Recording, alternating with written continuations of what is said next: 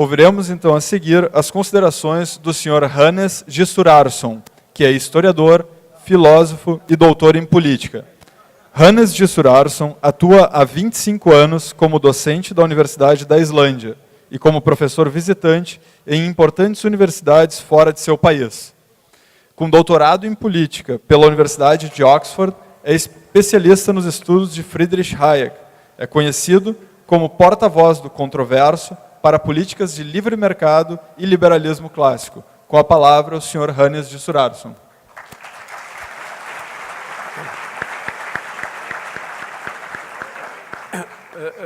Prezadas senhoras e senhores aqui, é um prazer, é honra a fazer uma palestra aqui. Infelizmente, eu somente tenho 20 minutos para falar.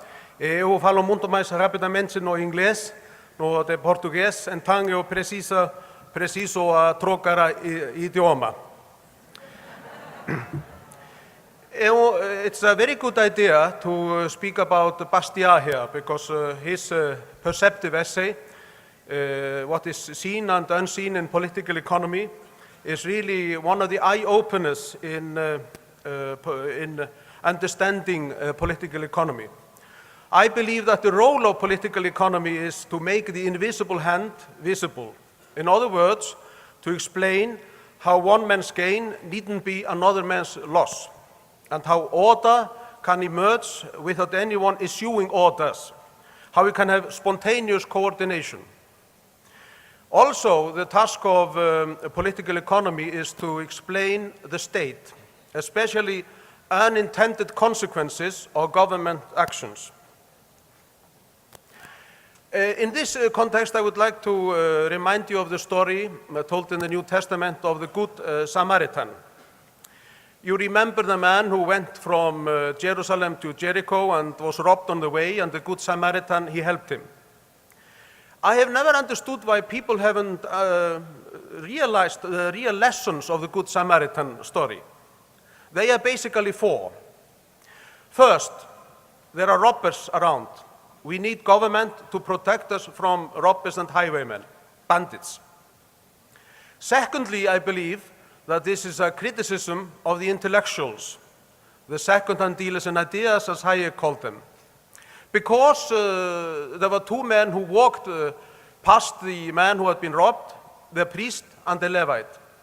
It was a man who belonged to a despised minority, the Samaritan, who helped the man, the victim.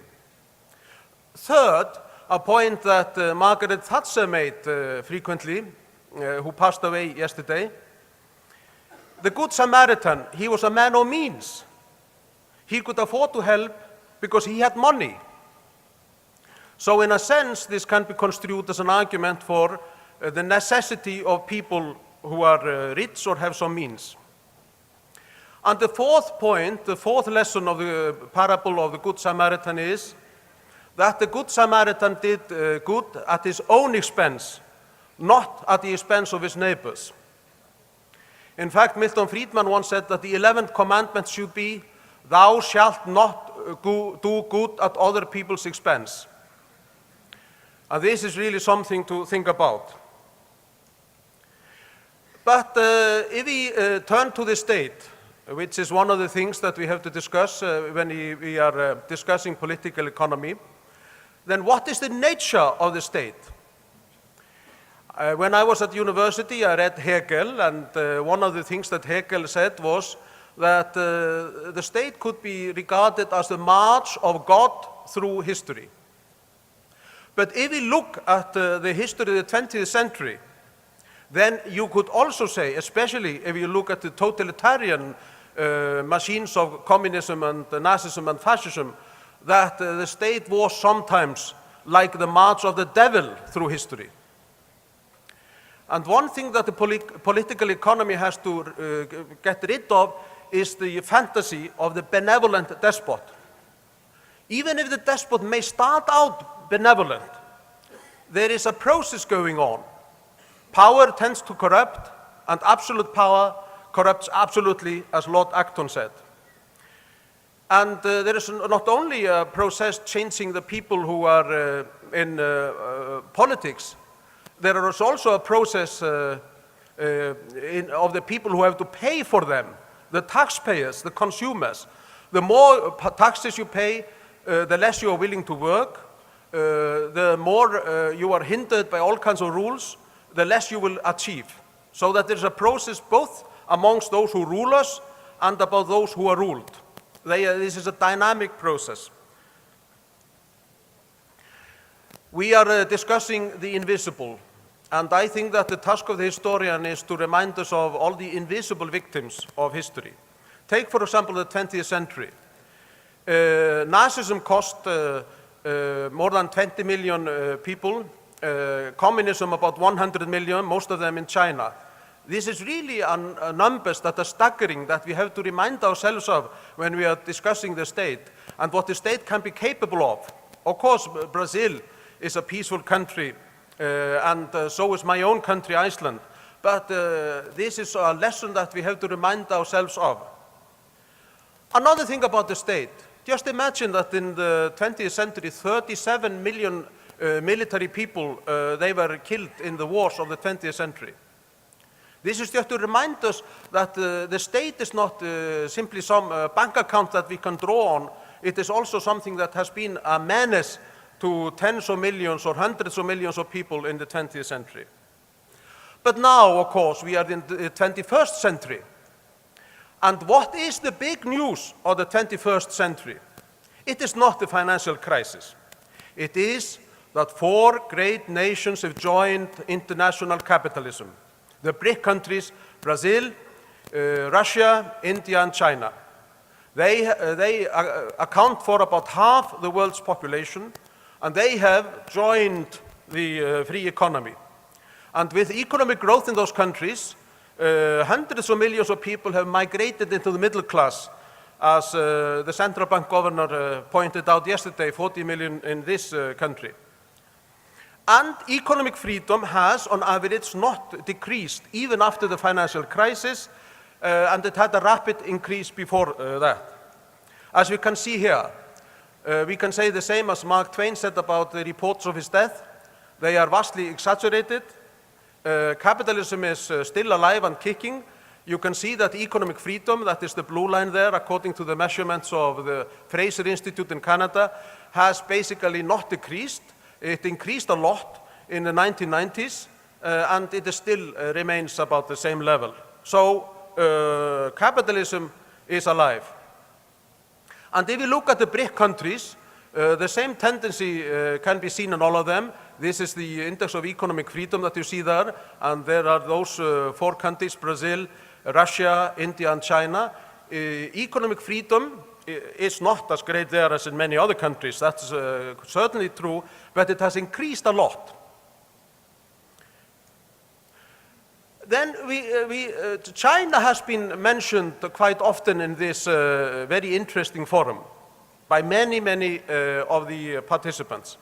But we must never forget that there are 4 Chinese economies: Singapore, Hong Kong, Taiwan, and China itself. And here you can see the GDP per capita of these 4 Chinese economies. And you can see that Singapore and Hong Kong, they actually have greater prosperity, greater GDP per capita than the US.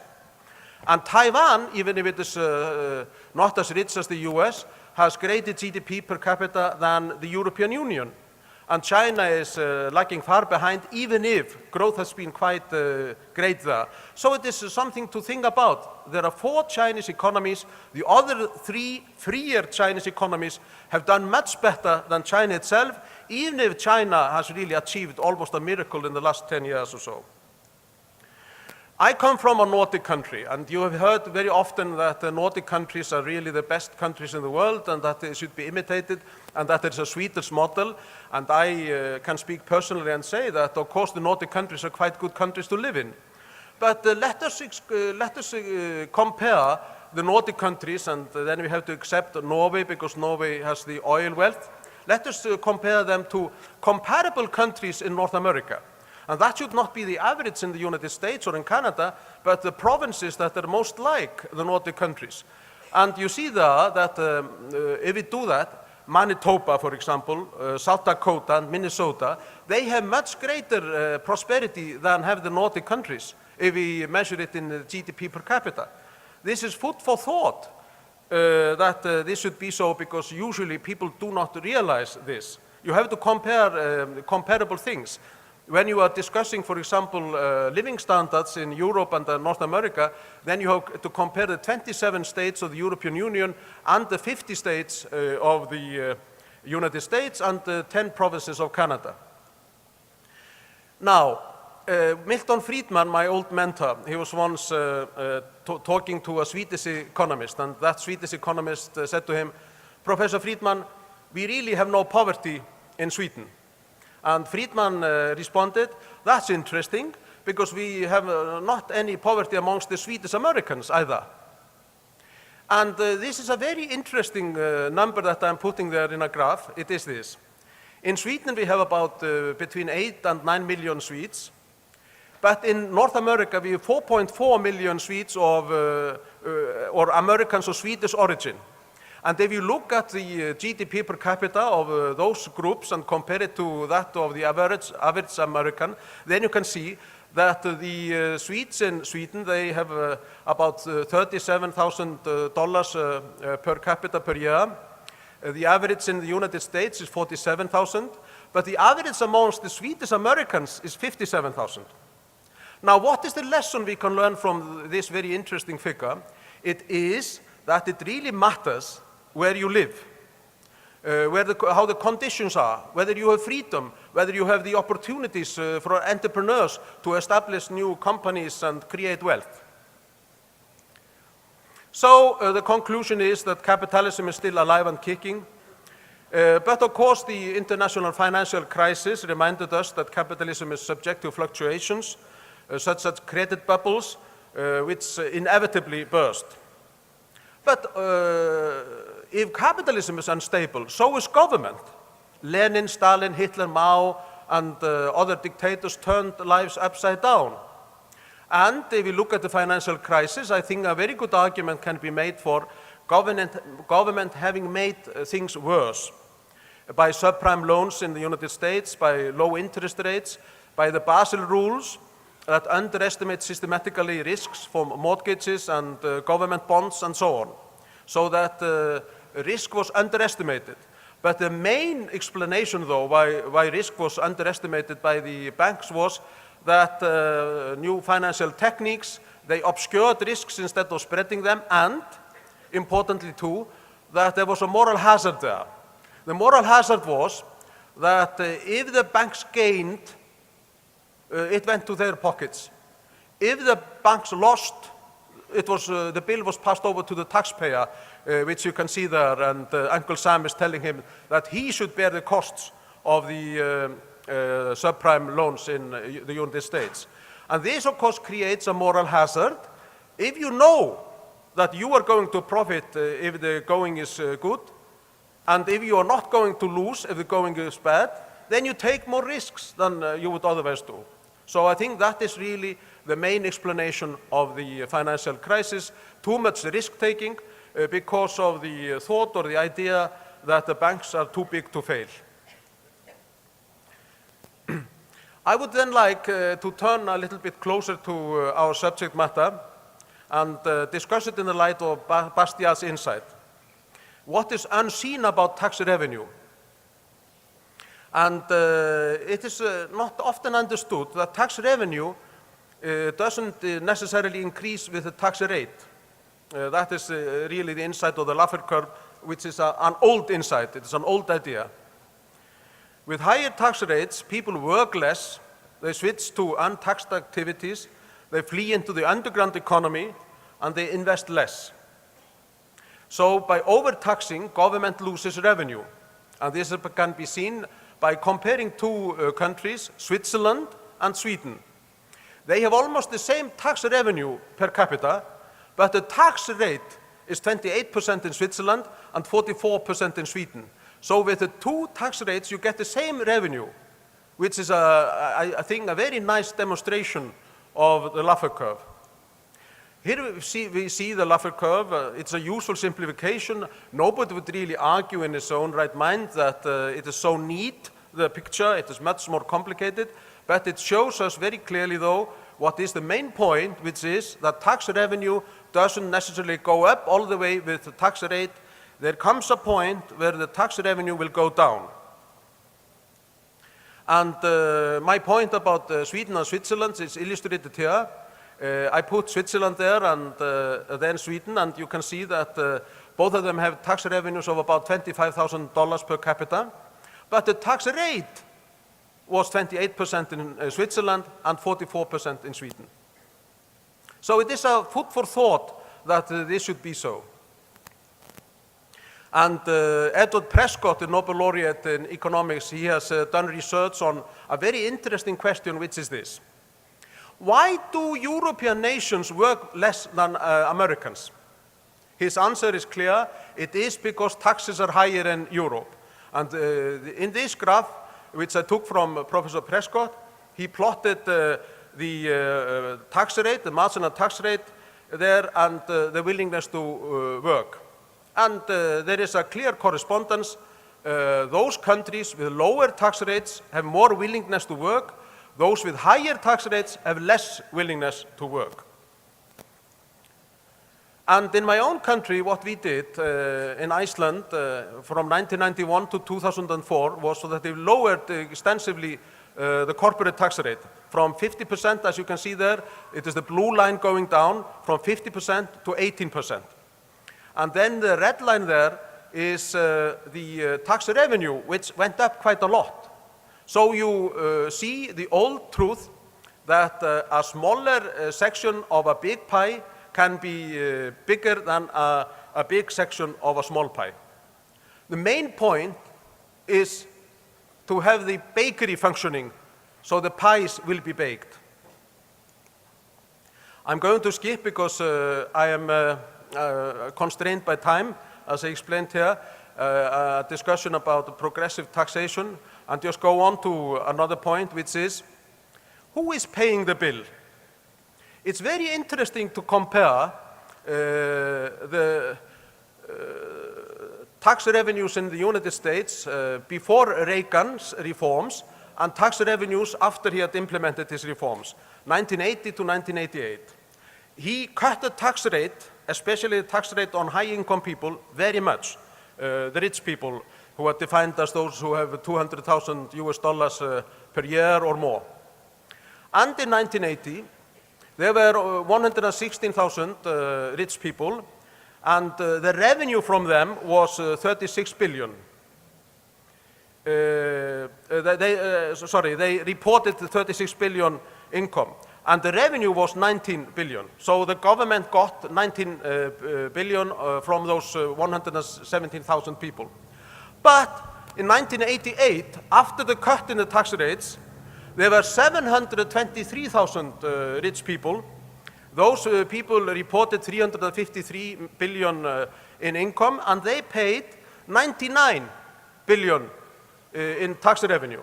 So by cutting the tax rate and increasing the number of the rich, facilitating more people becoming rich, revenue increased from those people, because they are the people who, in the end, feed the bill.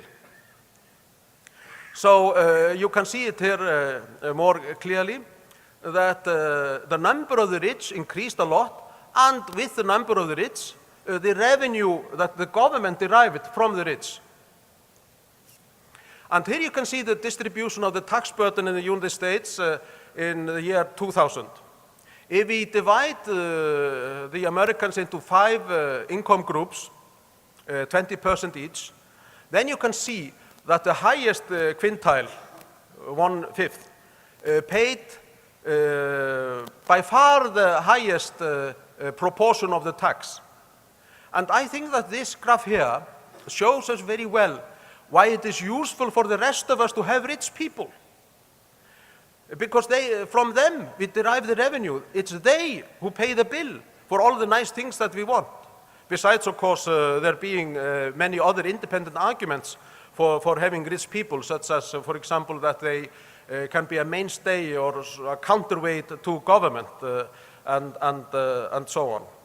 But this is really a very interesting thing, how much the rich contribute to the revenue of the state in the US. And I did similar calculations for my own country, and the picture was very much the same there. And I think it would be in most countries in the world that those who are in the 10 or 20% part of the population which has the highest income, they are paying most of the government revenue. Now, one thing which has been discussed quite often here, and Governor Campos pointed out, and he pointed to the work done by Jorge Gerdau about Brazil becoming more competitive.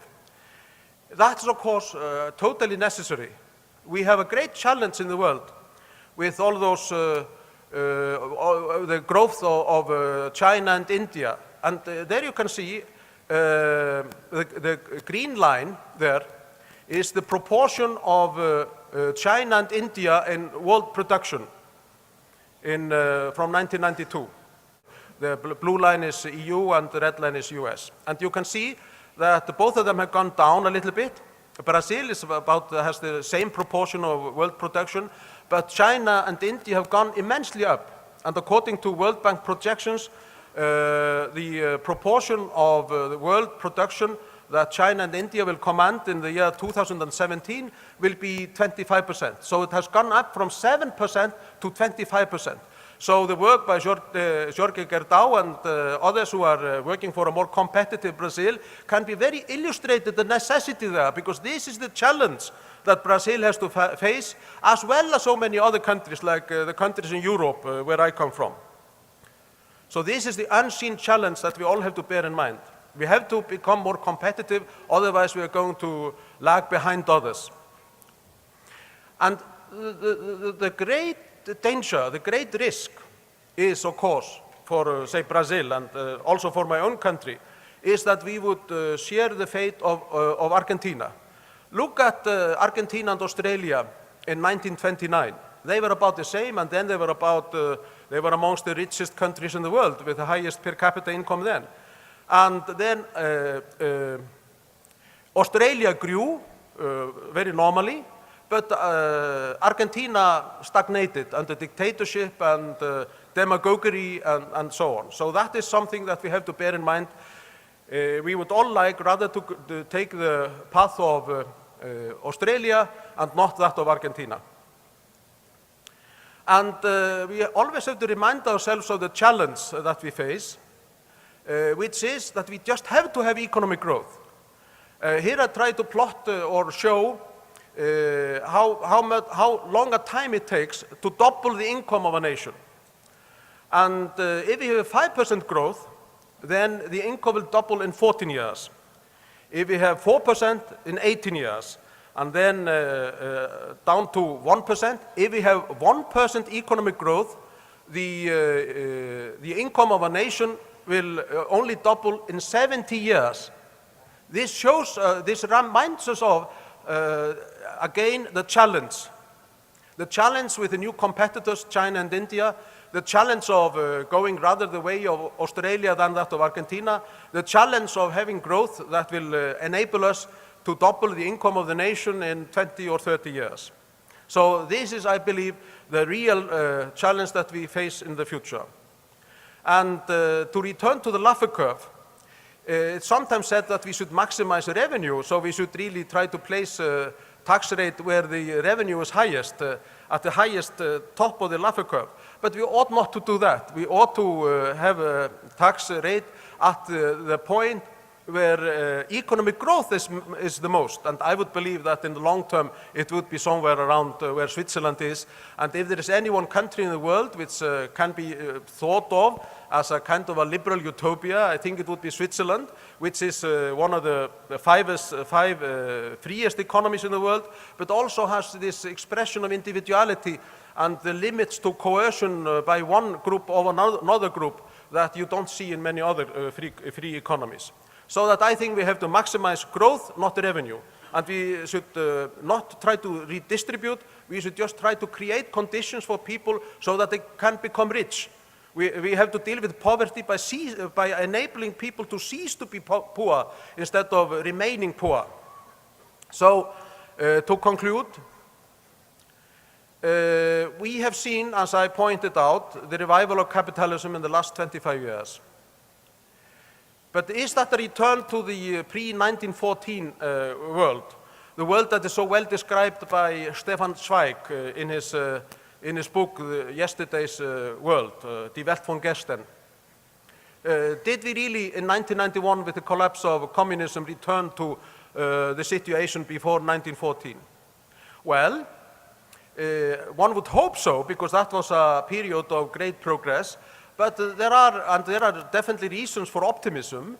One is that new technology has repeatedly proved the pessimists wrong. For example, the Green Revolution, natural gas, and all kinds of very interesting things, not least here in Brazil, with all the entrepreneurs that have done wonders here.